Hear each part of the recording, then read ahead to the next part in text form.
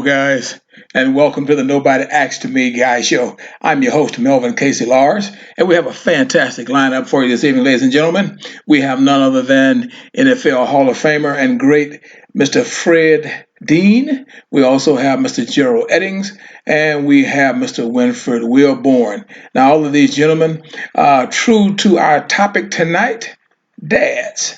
That's what we do. We're going to give you an introspective look at dads, real dads. You know, we hear so much about single parent homes and all of this kind of thing. No one ever get talk to the dads that are there in battle.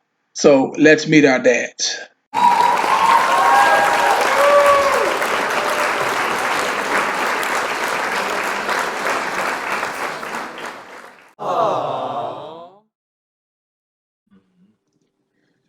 Good evening, ladies and gentlemen, and welcome to the Nobody Asked Me Guy Show. Guys, listen, you know how we roll on this show. We know we have interesting guests all over the place. Well, listen, this week, not only do we have the NFL Hall of Famer in the person of Fred the Warrior Dean, we have four Hall of Fame. You can see Mr. Dean, and we just want to thank you guys for being here this evening with us on the Nobody Asked Me Guy Show. And you know that our topic is always epic, man, and we're talking about dads is what we do. So as we get ready to talk about this topic, guys, we just want to bring you in and let you understand that most of the time when you're watching TV, that sports or whatever, everybody always say hi, mom. Very seldomly do you hear people say hi, dad. But listen, this evening we have some brothers on here that will be talking with you about the joys of being a dad, the fears, the challenges, things that happens with us when we're in the workplace and we're trying to be a dad.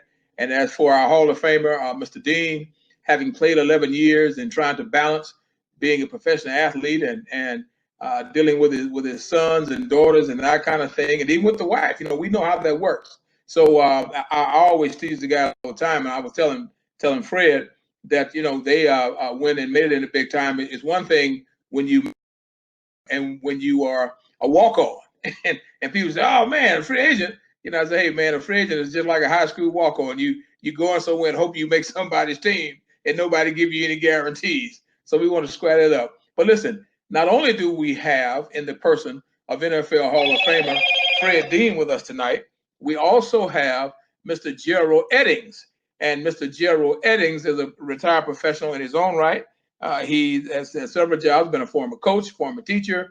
He worked in the business sector, in the oil field sector, being a dynamic salesman, etc. And we have also with us Mr. Wenford Wilborn, who also is a former athlete and a great one at that. Mr. Wilborn is a business owner. He is also has several pieces of real estate. He and his wife, Sarah, has a company, and I'm sure he'll tell us about that. So, guys, you didn't come to hear me, all right? You came to hear Mr. Dean, who's a not only an All-American from college and also an All-Pro many times over, and NFL Hall of Famer. You have Mr. Eddings, and you have Mr. Wilborn. And again, dads, this is what we do. We are working to get individuals to understand that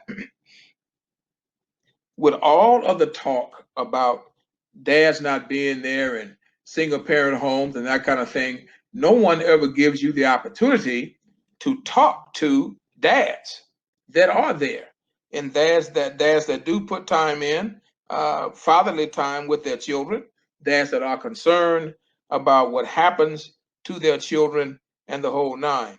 So we want you, Mr. Wilborn. Good evening, sir. Good evening. Well, listen, it's certainly glad we're certainly glad to have you on the show, and we've been sharing with our audience about your expertise as far as being a businessman and dealing in real estate, and you and your wife having a company, etc. And Fred, of course, we all know Fred, and as well as with Gerald.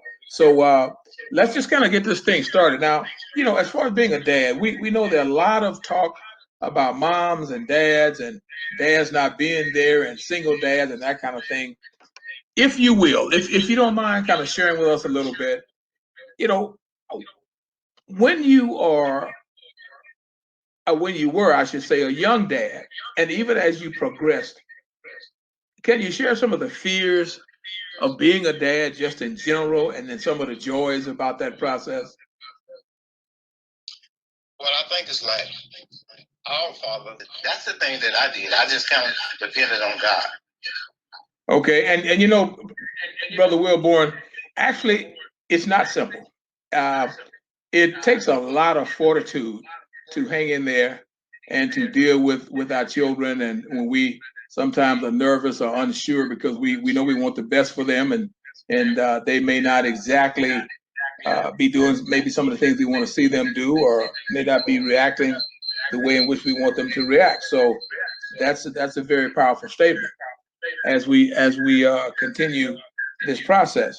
Now we were talking about being a dad, the fears of being a dad, and the joys of being a dad, and especially when you guys were young dads.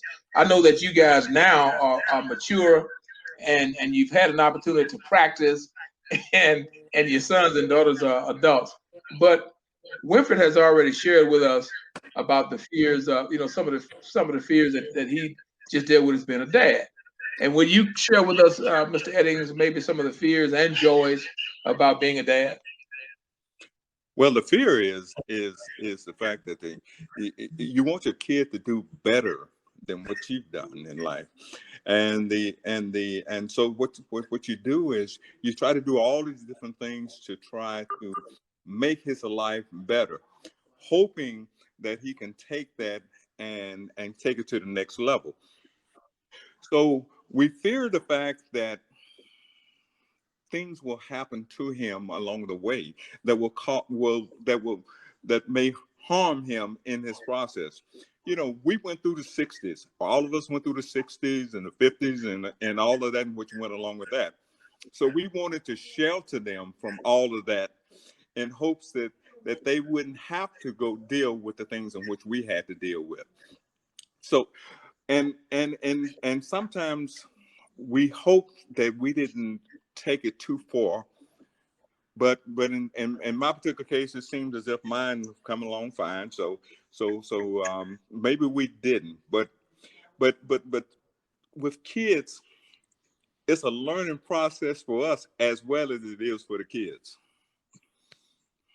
Okay. Now, you know, we're speaking of the 60s, and that was a time that we were all growing up in the early 70s and that kind of thing. And obviously, you know, we all had some challenges. But dads, as far as I'm concerned, and not just because I'm a male, but dads are unique because as I was sharing with Mr. Wilborn before we actually as we were getting started here, you know, is that dads never get to talk about the joys of fatherhood, and many times we are not given the opportunity, or we don't feel necessarily inclined to talk about the joys of fatherhood. Will you share with us a little bit about some of the joys you have as fatherhood is concerned? Then once you share with us, if Mr. Wilborn will come back and talk to us a little bit about that. Well, the joy is seeing somebody that's the size of a football that you can just kind of carry in one arm in one hand, and then all of a sudden you look up and you see them and they're 6'7", you know, and they're carrying you around. You know, it's and going along that the steps of going to the football games or going to the basketball games in which they're playing and baseball and everything, and I had him in basketball and he was on one of these AAU teams. We were going everywhere. So every weekend we were heading out to Dallas or heading someplace to watch him play, and you know, I think that the time that you have in the car, and even the time when he was playing when he was in Boy Scouts, and we were going camping together, and you know, and being in a tent and allowing him to be able to just open up and just tell you all these things in which is on his mind that you never knew that was there. I think that that's the joy of being a Now, father. Mr. Wilborn, let's talk about some of the joys of you being a father. Well, it's kind of like Gerald just said. You start out with this small, as he said, a football, and it begins to grow. But not only does it begin to grow, you have to nurture this. And nurturing this is, like I say, let's go back to what you said a while ago. It's kind of frightening. As Gerald was saying, I heard him a while ago, being able to be by myself with him and hear what he actually said, I get a lot of joy out of that because he tells me what he's thinking, where he's trying to go. And as life goes on, you know, it changes just like he does. But as I said again, I can also see that God has helped me with this job. And that's the greatest joy I get out of it. I know I'm not by myself. Okay. That's my joy. How's it going, fella? Okay. Is this me now? Oh yeah, that's you, Fred. That's for true. Oh, okay. Just checking. All right. Well, don't give up. Keep working with us to get on screen, man. I want to see all these. I want to see all these handsome faces. Okay. I see another dean there with as well. How you doing, young brother? How's it going? Fantastic, baby. Good to see you. Now, Mr. Fred Dean. Yeah. You know, we were asking about some of the fears of being a dad and some of the joys of being a dad, and Brother Eddings and Brother Wilborn were sharing some of their fears and some of their joys. Will you share with us, please, some of your fears and some of your joys about being a dad? Well, yes, I can tell you right now, you know, some of my fears of being a dad, is, especially with the things going on nowadays, is really be concerned about my son going out into the public and you know, being stopped by policemen, and that's a bad thing to fear. But my joys is that they are, you know, even with the computers, I can't work these things, so he do a wonderful job with it. You know, he gets by all that kind of stuff, and you know that's what I love about my kids. They always there for me when I need them, and you know they always providing things, doing things for me. Just because I'm outdated, as you would some would say, they're up to date on things, and that's what I love about them. Listen, am I correct in stating that your dad is still with you, and you provide services, and you're kind of a caregiver for your dad? Yes, you're right. He's over 100 years old now, and he you know he's I would say he still got his wits about it, you know, and that's what I enjoy, you know, because the things that he say to me, and he said when I was coming up, he really enlightened me on a lot of things. He really give me an uplifting spirit. When I feel that the day is rough for me and I can't get no further, you know, all I got to do is kind of communicate with him. With the coronavirus, though, I can't really talk to him right now. You know, it makes it somewhat difficult, but I relate to him when I go down with through a phone of one of the workers or something like that, and it's good communication. And he always want to know what I'm going to eat.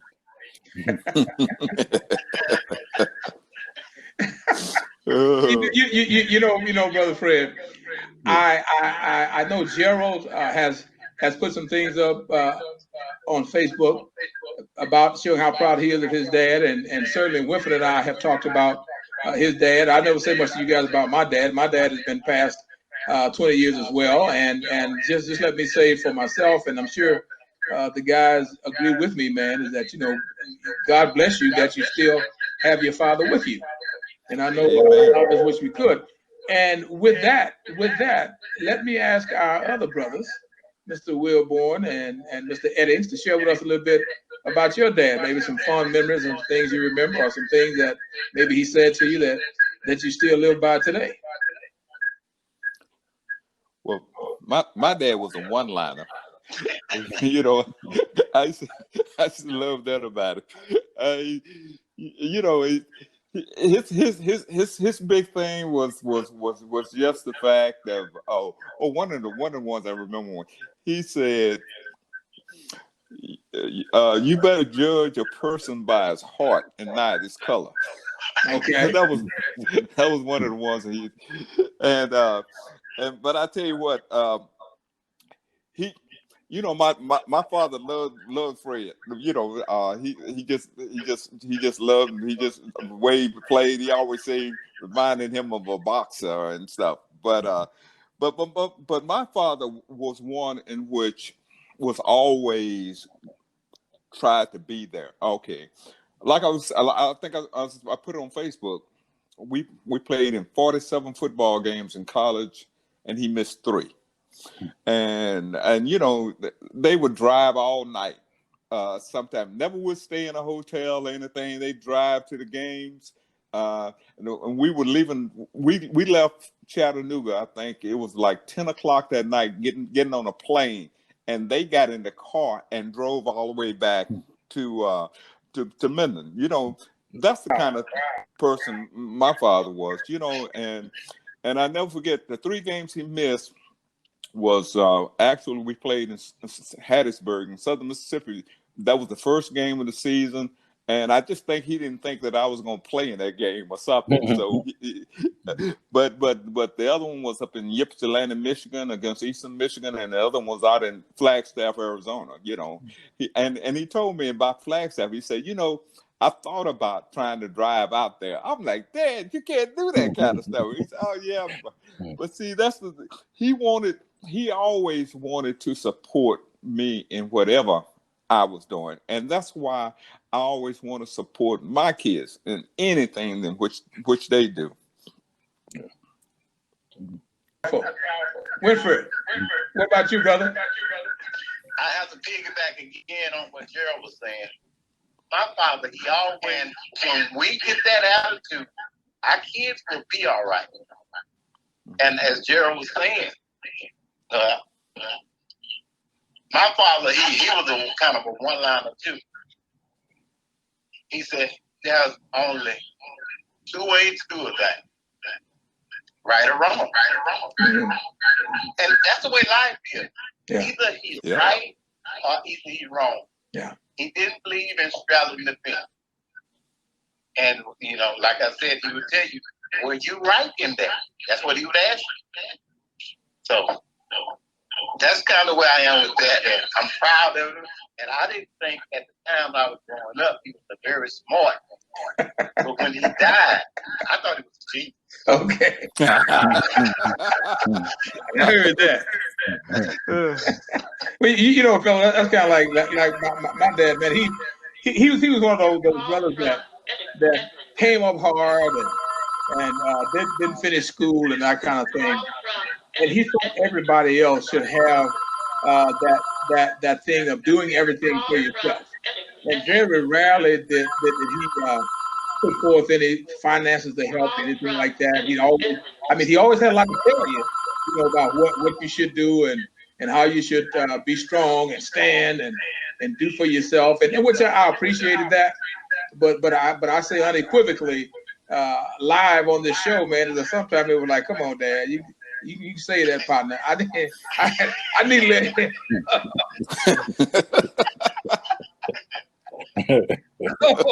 I just be very honest, man. I just be very honest. Is that, man? My dad, man, he was a good dude, man. And and he did things for people, and sometimes I guess it's kind of like Winford was saying when his dad would worry more about you and Fred, Gerald, and that's kind of where I felt about my dad, man. A lot of times, he'd do stuff for people at church and all this kind of stuff. But hey, man, when it came to me, I was on my own pretty much.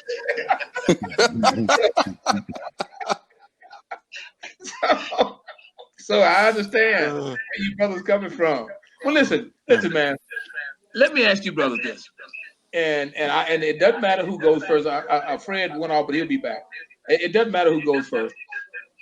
When you are in situations where you are challenged by other people that are not necessarily treating your son, daughter, etc., how you as a dad feel they should be treating them. How is that to deal with, and pretty much how do you or how have you handled that? Well, I'm gonna tell you, I probably did not handle it very well. You know, and because uh, it made me think about myself and things which had happened to me, which was probably not the best thing at some times. You know, I think that in some cases, I probably was overprotective, and yet, again, there is no book on how to raise a son. You just have to do it from your heart. And so again, I just believe sometimes that some of the things that I did probably was a little more than what I probably should have done, or saw things that maybe was not as overt as I thought it was. Mm-hmm. And so I may have said things that I probably shouldn't have said at the time. Okay. I admit, I'm, you know, again, this is, parent is something that you kind of learn as you go on. But I think Right. that the big part about it is, it was because I love my son. Okay, that's whatever I did, said, you know, I'm willing to take responsibility for it because I just love my son, and I didn't want to see him be hurt or be abused in any way whatsoever. Okay. Brother Wilborn, would you like to share with us? Yes, I kind of felt like my son was not getting a fair shake, because when he was in high school, you know, they threw the ball to him like 4 times. He had 4 touchdowns. Okay. But, you know, they just didn't throw the ball to him. Thanks. And I felt like they were trying to use the other kid other than use my son. Mm-hmm. And I felt like he was too laid back to say anything. He wasn't like me. Because, like I say, if I thought you were going to the other side, you were going to have to hear that. Okay. And the way he is probably proves to be better for him than like I am. Mm-hmm. So he chose the right path. And my wife used to tell me, you know, you just need to chill out. But it's hard to chill out, man, when I know my son can catch the ball, he can move us downfield, and we're still behind. But I learned to chill out like him. So I guess I'm kind of like Gerald again. I just learned to do what was best for him. Mm-hmm. Yeah. And evidently, me not speaking all the time, I think that was better for him. Very interesting. See, you guys have 2 or 3 legs up on me. I never had a biological son, but when I remarried, I inherited a son that was already an adult. And unfortunately, you know, he would have some situations that I had to intervene. And you guys know how I am. and I'm kind of like Gerald. You know, sometimes there were probably some times I may have said some stuff that I shouldn't have said. I may have moved forward. But listen, anyway, enough about me. I'm so glad that we have Mr. Dean back. Brother Fred, the question is this. If there have been, and I'm sure, and possibly there have, situations where with your son, daughter, whomever, that you may have felt the situation they were in was, and the individuals were not treating them like they should. How did you feel about that, and how did you react to the situation? Whether it's a job, whether it's personal, you know. Well, normally, you know, for me, I wouldn't feel good about it. Number one, But number two is it's one of my moments that I have to teach my kids, school my kids, to show them the basics of life. And just because the thing going a certain way doesn't mean it's going to always be that way. And it's up to me to instill in them that no matter what they're going through, and it's like with me, I look at my situation, no matter what they're going through, they can always get through it. The thing that I found that does the most work for me is when I found the true relationship with God, and He was able to give me what I needed in the time that I needed. And you see, sometimes we don't have all the answers, but when we sit back and we pray over it and we think about it, it gives us what we need, just enough of what we need to help them get over the next hump. Let them, and our thing is to build them up when they need building. Don't tear them down. Always build them up, regardless of the circumstances. I went through life a lot. My father, he would always say, though, he was good at those one lines, about the dirt road to the store and all that, and getting to the highways to success. But my thing was, I always wanted to stand behind my kids. I never wanted to get in front of them. I wanted to stand behind them so that I could push them to where they needed to be. And in reading the Bible, I found that I would find a lot of ways, a lot of means in pushing them where that they needed to go. And it helped me out a lot because number one, not only did I learn from the Bible, I learned from them. And it put me in another level of giving them an understanding that they would need. And for me, I can never say enough about the man upstairs. He's helped me so much. He's given me so much guidance. When I look back at my mom, now my mom, she was the one that laid the hand down. My mom. My dad was an easy talking man. He never did really do anything to upset you or whatever. He never, in other words, some folk would say it was abuse the way my mother was treating me. But I call it a simple kindness of love that she was giving. She was overstepping the bounds so that I wouldn't get in trouble. And it's like when I was coming along, I had to use the same temperament for my kids. And if they overstep the bounds, then I have to let them know. But I also have to let them know that treat people the way you want to be treated. Love people the way you want. Show that kind of love. Show that affection. There's no need in us always acting like we got all the answers. No, we don't. But the bottom line is, if we show love instead of hate, we can always give back to the people what they need. Hey, man, listen, great. Actually, perfect segue into my next question before we talk a little football. As an individual, and I'm speaking to each of you brothers, we all know each other well, and we've been around each other well. We love and respect one another. So this question that I want to ask is simple to me. When you have been put in situations where you feel disrespected and misused, be it on a job, be it by a relationship,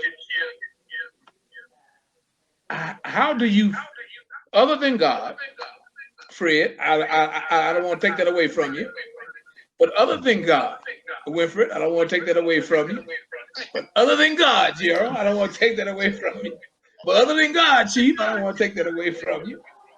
How do you feel when you my mother used to call it taking the low road? Is when you know people are wrong, when you know they're mistreating you, when they know they're doing you wrong, but you know as a man that there are certain things and certain actions that you have to partake in because of your male status. And it's a long question, but I'll bottle it all up together.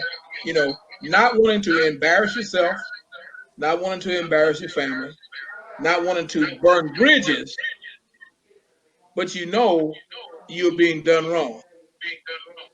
How would you best handle that individually?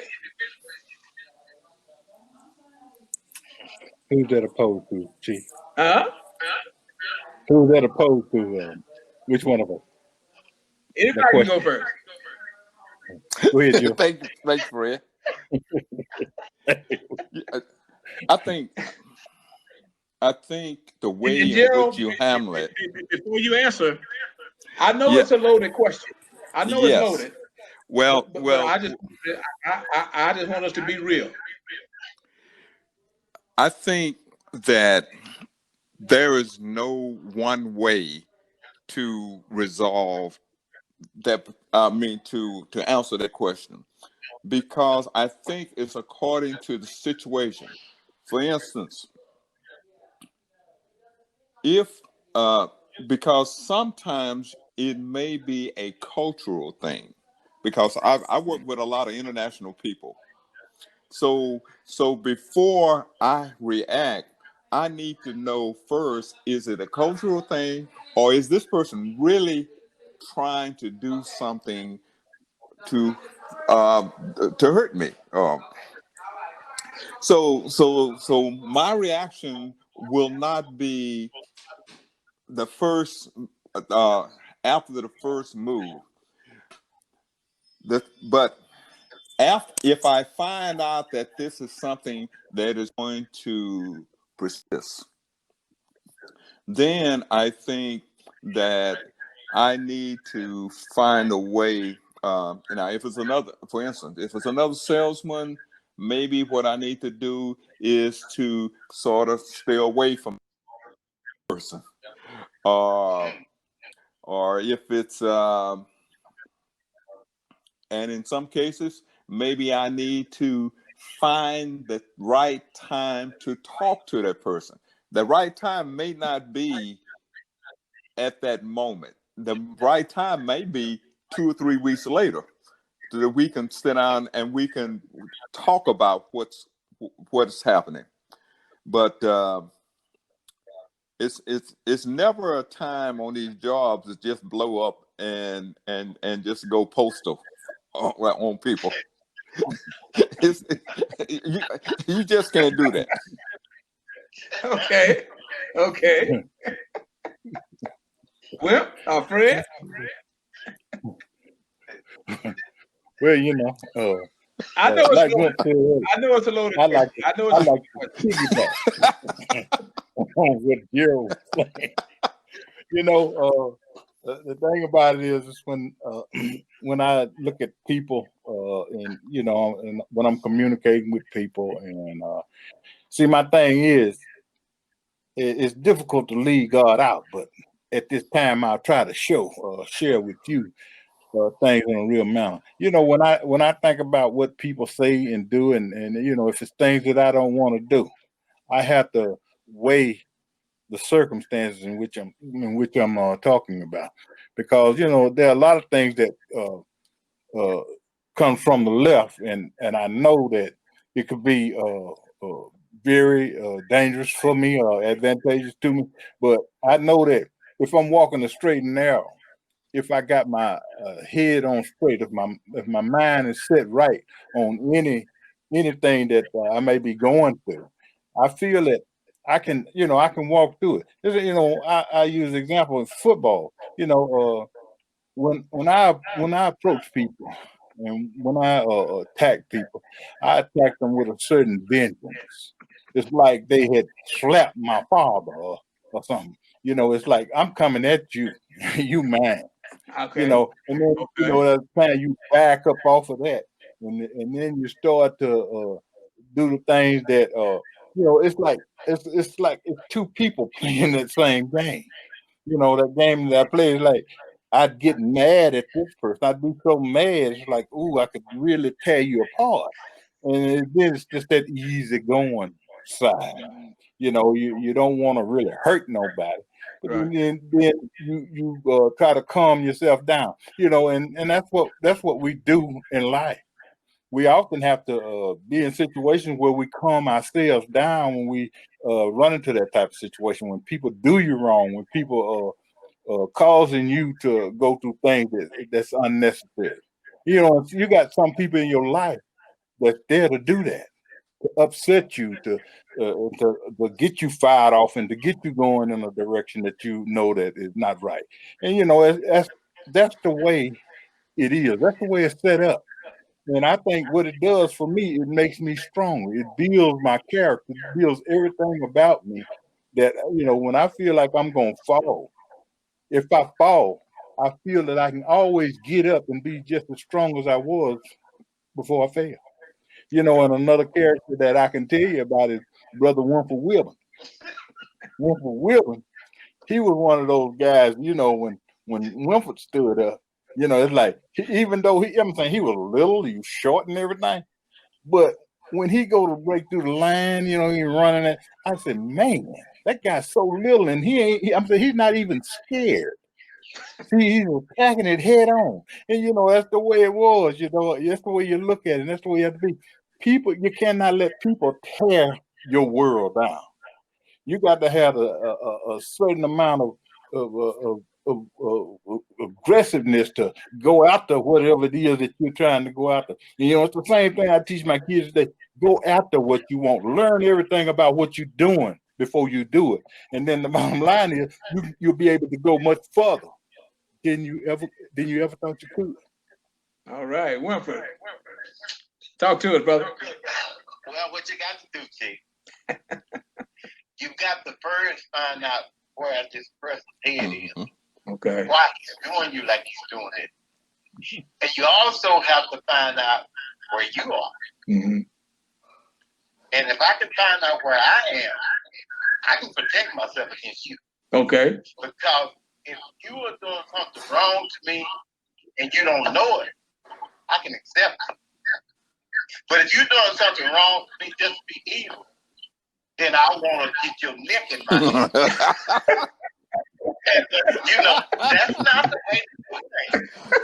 So what you try to do, I just try to stay away from you.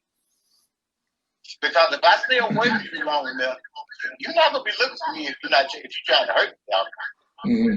You know not to look for me. I think you have that much time. Mm-hmm. So if you can just stay away from this person and he's trying to do you harm, you'll do him and yourself some good. Yeah. Well, brothers, let me say before we go, see, everything all the wisdom that you guys are sharing with me and with our audience, everything you guys are saying, I learned that later than I should have. Oh, it took me a while to get it. And I'm admitting that on a national scale. It took me longer, and I learned that later than I should have, because I just man, I would discipline myself, but then it got to be a point sometimes that I just got to the point I said, you know what, man, whatever happens, happens. And sadly, because we have a lot of young people on here too, sadly, several times I cut my nose off, not realizing I was cutting my nose off. I just saw this funny look on my face with no nose. And I finally figured out that I just chopped it off. So everything that you brothers are sharing with me and sharing with our audience, and the thumbs are going up crazy, man. People laughing at us, but it's great that you guys are sharing the wisdom that you share, because many times we never get to express openly as men what we think, how we formalize our thinking. And I ask men all the time as we move into football. I ask men all the time, how many times have you had a conversation with a young person that did not involve women, did not involve alcohol, and did not involve sports? And very seldomly do people say, hey man, I do it all the time. I do it sometime. Most of the time, I just kind of get this deer in the headlight look. So I knew that was a loaded question, but I wanted to ask that question because I'm that brother that learned that later than I should have.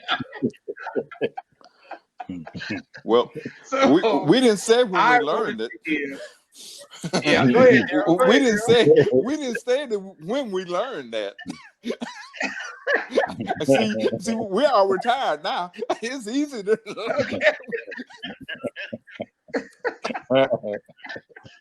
Okay, guys, listen.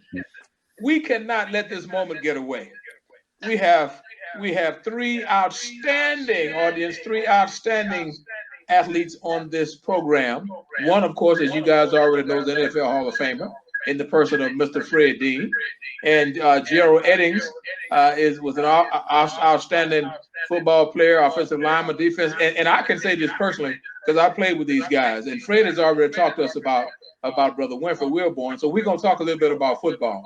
And allow me to say, I want to say to these brothers on a national level, is that I'm not one to give compliments, man. Hey, if you can't play, you can't play. I mean, I'm just gonna tell you, I'm gonna be nice about it. But if you can't play, you can't play. And that's no indictment because everybody don't have the same talent. But I can honestly say that Fred Dean was a monster. Gerald Eddings was a monster. And Winford Wilborn was a little monster. He was a monster. So, Brother Fred, if we may, brother, if we may. Now, Gerald and Winford and I have an experience being in the Hall of Fame. And all of us at some level got some accolades and some trophies and all of that kind of thing. But none of us have achieved the level of which you've achieved. Can you talk to us a little bit about how that feels? Well, personally, I never thought about going into the Hall of Fame, number one. I love the game, and you all know how I love the game, and I played it like I loved it. And doing that in itself, I found that what it was like to go into there, I feel as though I didn't go in alone. You see, you all are saying you're saying that I did this, I did that. Oh, I did, but the bottom line is the one thing about that, it's a team sport. And all the people around me made a big difference in my life. And they made me feel comfortable in what I was doing. And they all stood up and they all did things to make a difference for our team. And, it just so happened that I happened to be at the top of the heap when the icing was put on the cake. And it was showed to me through all the players that played, by me, with me, and so forth. And it made a difference. I was just talking about Wimp a few minutes ago. Oh yes, I felt good when I'd go around the corner and block for Wimp, and he'd score one. And Gerald, when they go out there on the field, I feel like a true cheerleader. It's those things that made me rise to the occasion because of different teammates and things that I had, and I had to me, I had the best of both worlds because I saw the goodness in every player that played, and I could be the best person on the bench to criticize whatever it might take. And you see, I could see a person rise to the next level, rise to the occasion, and we did good things with that. And I just me personally, I was just one of those kind of like an agitator, to agitate things to get it going. You know what I mean? One of my old teammates when I played with the Chargers was Big Hands Johnson. I told Big Hands, he was a good friend of mine. I told Big Hands, I said, Hands, I said, boy, if you can beat me rocking, you can have my chair. And the thing in that was, it was a motivational thing for me and Hands. It was just something the camaraderie that we had with each other. It was like that with a lot of the players that I played with. It's like we had people like Roy Waters and all these guys that, Gerald's teammate that we went against in practice. It was a good thing because that developed the inside view. That developed you. And when you're going to, Chief, when I go against somebody, you can attest to this. When I go against somebody, it's fun for me. And it was fun to, to get to that next level with each person. It's like it's a certain level that you get to, and you have fun with it, and it makes you want to rise to that next level. And then I did, like I said, I never thought I was going into the Hall of Fame or anything like that. But I know I played like a Hall of Famer. Okay. A lot of us did. You know what I mean? So it's like I was just fortunate to get that and to make that there. But the bottom line is, it just wasn't me. And I need everybody. I need all y'all to understand that it just wasn't me. The wins, the losses, all that, we endured those together. When we walked onto the field, it was a walk that would make us proud, make the mothers and fathers proud of us of what we were doing. You know what I mean? I'm saying this is what it was all about. This is what made the difference in each and every one of us. To know that you can do something and make a difference in a whole lot of people's lives. So that's where some people grow off of that. Some people are built off of that. And that's what makes a difference.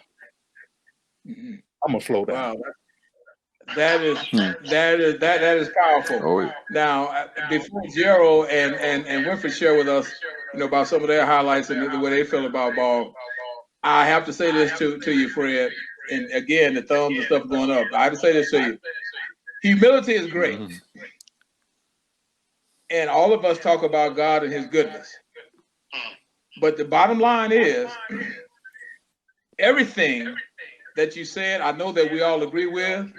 However, if you were a bad man, you were a bad man. And we appreciate you, my brother. Now, Wilford, if you don't mind, let me go to Gerald second.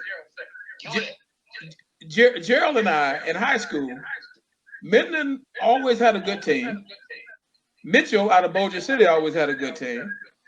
So we rolled into Gerald's town, feeling good, feeling all cocky. And by the time the dust settled, what was it, Gerald? 32-12, something like that.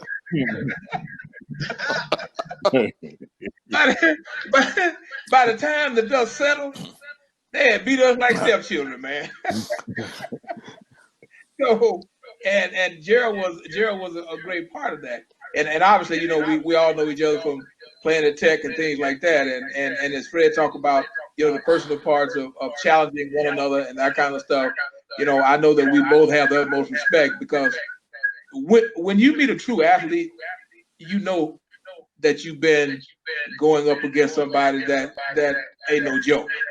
So I just wanted to share, as far as Gerald, man, as you share with us a little bit, about you feeling good about your prowess and stuff. I just wanted to share that personal joke, man. It wasn't a joke, it's true. Last week, we had our teammate on, Roland Bull Harper.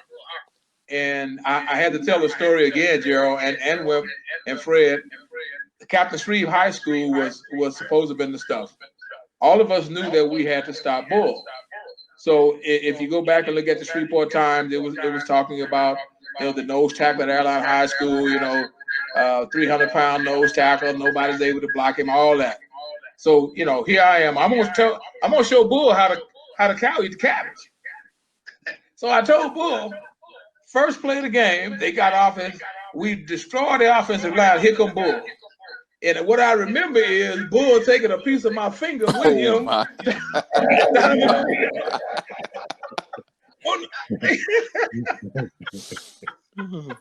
On that play.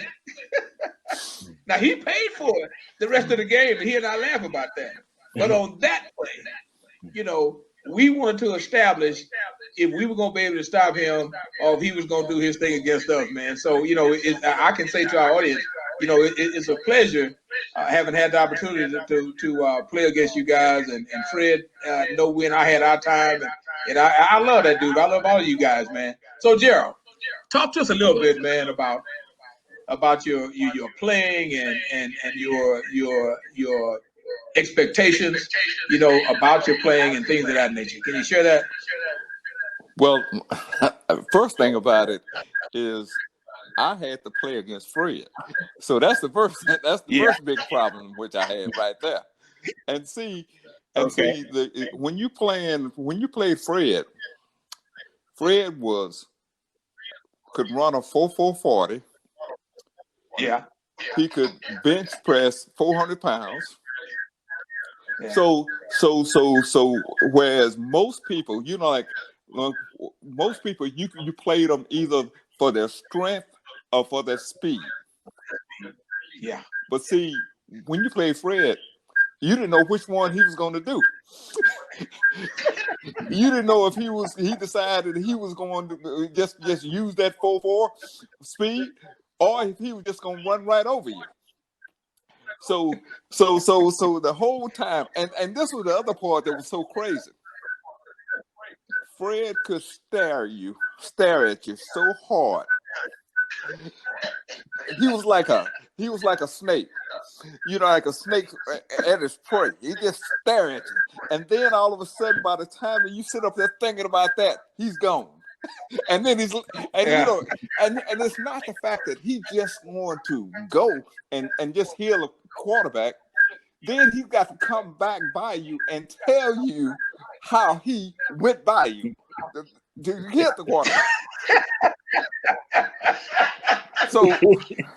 So anyway, Fred made sure that when everybody else was at home enjoying himself, I was out running, I was out lifting weights, I was out doing something, because I was not going to let Fred embarrass me every day in practice.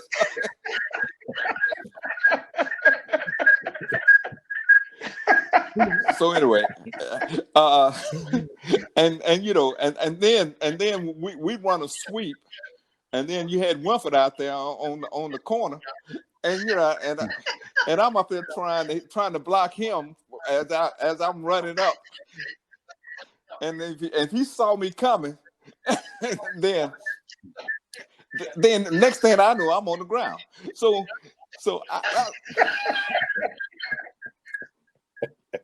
but the thing about it is, we had so much talent that what it did was that you could practice on more talent that you played against in the games. That was the part in which, if we really just look at it, I've never seen that much talent in a group of guys. And even when I look at some of the college games today, none of them had as much talent as we had that we were playing with when we was at Tech. Mm-hmm. And I think that's the reason why we all have been successful in life in whatever we decided to do, is because we learned how to play together. We learned that you had to put forth effort, not only on the field, but even off the field, to prepare yourself when you got on the field. So when we went into our working life, then we had everything which was needed to be successful. We knew that we were going to have to be there. What Coach Lambright said, if you were there 10 minutes, if you were 10 minutes before 12 o'clock, you were late. So that's the kind of thing in which we did. We knew we had to be there at least 15, 20 minutes before. So anyway, these are the kind of things in which I think that it took us from the football field to the workforce, and it made it easy for us to make the transition because of what we learned when we was out there. And so I'll turn it over to Wilborn now.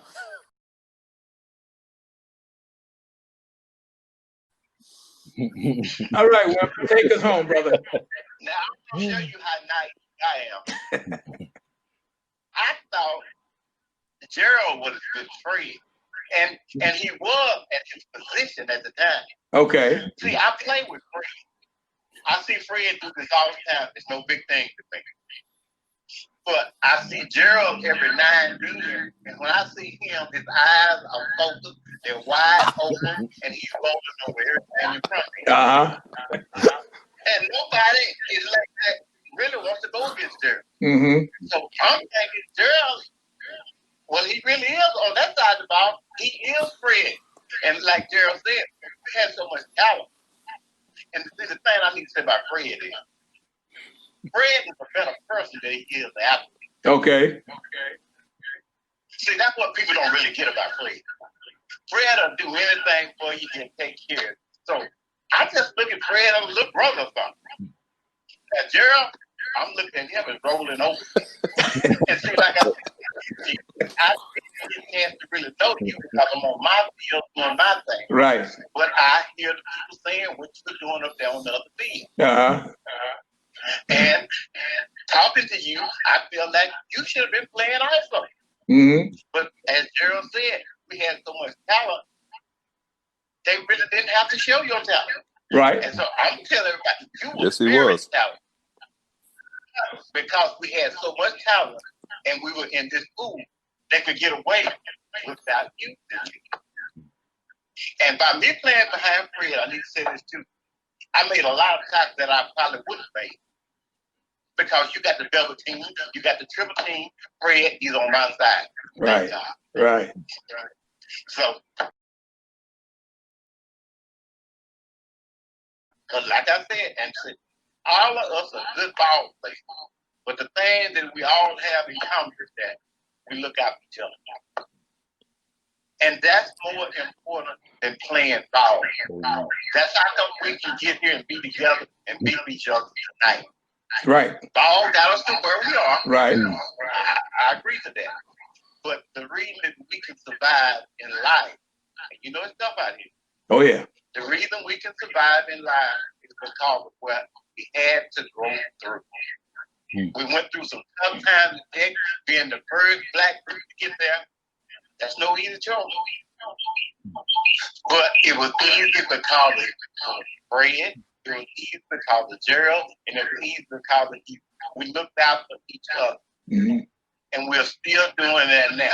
You said, you asked about football. This is football. Yeah. Football got us to where we are today. But that's all it was, a stepping stone. And all of us are successful because of football. And I love all you brothers because of football. So that's where I am today. Well, hey, man, you hit all the nails on the head. You know, I just want to say to all the three of you, if I had not listened to my friend Jerry Davis, we never would have met. But I give that brother credit, and I said this at one of our get-togethers, is because I got to meet a lot of great people. It opened my eyes to a lot of things and to a lot of challenges. And as you say about Fred, well, the first person that Jerry and I met on Tech campus was Fred. We in front of the student union. Fred come by with this loud car. And he stopped. He said, "Hey, man." He said, "Hey, y'all play football?" We said, "Yeah, man." He said, "Come ride with me." And I will never forget that. And I have told Fred that on more than one occasion, man. You know, he showed himself to be a teammate even before we had even taken the field. And he was always, you know, always accommodating, always a good guy, man. And Gerald and I didn't know each other personally, but I remember him from high school and that kind of thing. And I transferred in later on with you guys. So when I got to know him, fellas, I'm gonna tell the world. Now, Wenford talked about how nice Fred is. Now, who do you know that would meet a guy and don't really know him and give him the keys to your car? I needed to make a run. And I didn't really think, guys, Wenford was going to loan me his car. So I said, "Hey, man, you know, do you mind? I need to guess what?" He didn't want this by him, man. First of all, I was in shock. I was in shock that he would loan me the keys. And I tell anybody, Wenford, Gerald, Eddings, and Fred, I tell anybody, and I sincerely mean this from my heart as we close this show, I have been blessed to have been a starter at Mississippi Valley before I transferred to Tech. When I was a free agent with the Houston Oilers, people kept saying, "Where did you play?" And because they were so shocked, quite frankly, that they had never heard of me. And the same thing with the Raiders. But I still never met any better athletes than Gerald Eddings. I still never met any better athletes than Fred Dean. And I tell Wenford all the time, when you see Wenford play, you don't realize that Wenford is not 6'2", 230 pounds. So as Gerald has already said, and all you guys, there was so much talent there until some things, got missed, some things didn't get missed. And man, I just want to say to all of you guys on this live show is that I am honored and privileged to know each and every one of you brothers, because I became a better man, first of all, by knowing you. And to this very, very day, I know that there's not either one of you that I can't call, just like we on this call tonight, that I can't call, and then we can have an enjoyable, casual conversation.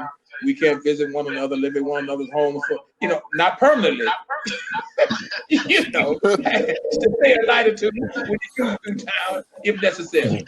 So, man, you don't get many positive relationships like that. And I just want you brothers to know how much I appreciate it. And also, I have to say, I have one of my former students on this platform listening to us that's on, and I tried to get him to come on. But he's a phenomenal young man. He's a retired from the Air Force. And I just wanted him to hear me say to you guys live as how much I appreciate you and how great you guys are. So we just want to thank all of you for being guests on the Nobody Asked Me Guys show. Remarks you'd like to share, and if not, if you share with our audience how they might contact you. But if you have a closing remark, please share those, and then share with them how they might contact you. I'd like to say one thing, and I really appreciate the opportunity to come in and just have an opportunity to just sort of fellowship with the guys. That's what it feels like. It's just like when we were sitting around in the dorm and just sort of messing with each other, or watching cartoons before the football games and stuff. It's. So anyway, I'd like to thank you, Chief, for giving us an opportunity to just kind of get together and reminisce there. It's been a pleasure. You know what, Gerald? Let me thank you, man. I wanted my audience, them to meet some real men. See, there's so much stuff out there, and I'll be brief. It's so much talk. People love to talk about single parents' home. They love to talk about where are the daddies, but they never try to meet the daddies. So I knew that the Lord had blessed me to have you guys in my life. I knew Gerald Eddings could bring the pain. I knew Fred could bring the pain. I knew Wenford could bring the pain. I knew you guys were obviously a black men, and you are dads. And you're Hall of Fame dads at that. Not to mention my young brother on here, Patrick Stewart, who's a new dad. I think his baby is 2 or 3. And some of the gentlemen we've had on. So it was imperative to me that what I do on my show is that we have real people, and we can get rid of some of the myths. And see, nobody said anything about perfection. So please let me say that to my listeners. We didn't say any of us on this platform are perfectionists, but what I am saying to you guys, and you've got to hear it for yourself, and you guys see me look at the monitors, and what I am saying to these guys is that they have had the opportunity to meet real men, real dads, and dare I say, real black dads. And for that, gentlemen, I am grateful. So, guys, listen. Go ahead. I just want to thank you, Chief, and you are showing us that you are a real athlete at Tech, and you are still a real athlete now, even though they didn't give you accolades then. We give them to you now, and thank you, other brothers. Wait, I appreciate it. I embrace it. And hey, I love you brothers dearly.